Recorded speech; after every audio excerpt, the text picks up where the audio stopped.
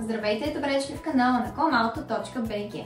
Ако сте механик, собственик на сервис или просто любител, то знаете колко е важна качествената диагностика. Днес ще ви представим премиум уред ThinkTool BD6, който ще промени начина, по който диагностицирате автомобилите. Останете с мен, за да разберете повече. BD6 е компактен, но мощен диагностичен инструмент, който предлага пълна системна диагностика на ниво OEM.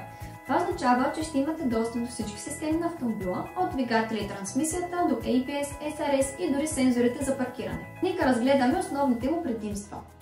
Доживотни актуализации без допълнителни такси. С ThinkTool BD6 няма да се тревожите за абонаменти. Получавате доживотни актуализации напълно безплатно. Има 5 функции за анулиране, които също са безплатни. Можете лесно да анулирате маслената лампа, EPB, да програмирате IMO ключове, да обезвъздушите ABS или да адаптирате дросела.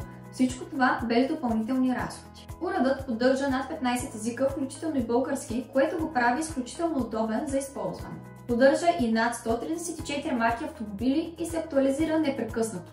Ако работите с различни марки, то този инструмент е точно за вас. Работата с ThinkTool BD6 е повече от лесна. Свързваме го към автомобила чрез Bluetooth и той автоматично разпознава марката и модела с функцията AutoWin. Всичко става бързо и лесно, а графиките с данни на живо са изключително полезни за точната диагностика. ThinkTool BD6 е инвестиция, която се изплаща бързо. Той ви спестява време, предлага точни резултати и елиминира нуждата от скъпи абонаменти.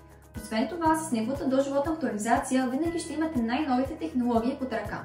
Ако искате да научите повече или да закупите ThinkTool BD6, то не се колебайте да се свържете с нас или да посетите нашия уебсайт comauto.bg, като информация ще сме оставили долу в описанието. Освен това, можете да ни откриете и в нашия физически магазин, който се намира в град Варна на улица Ханко брат 7А. Благодарим ви, че бяхте с нас. Не забравяйте да харесате, да коментирате и да се абонирате за нашия канал за ново видео всяка събота. До скоро!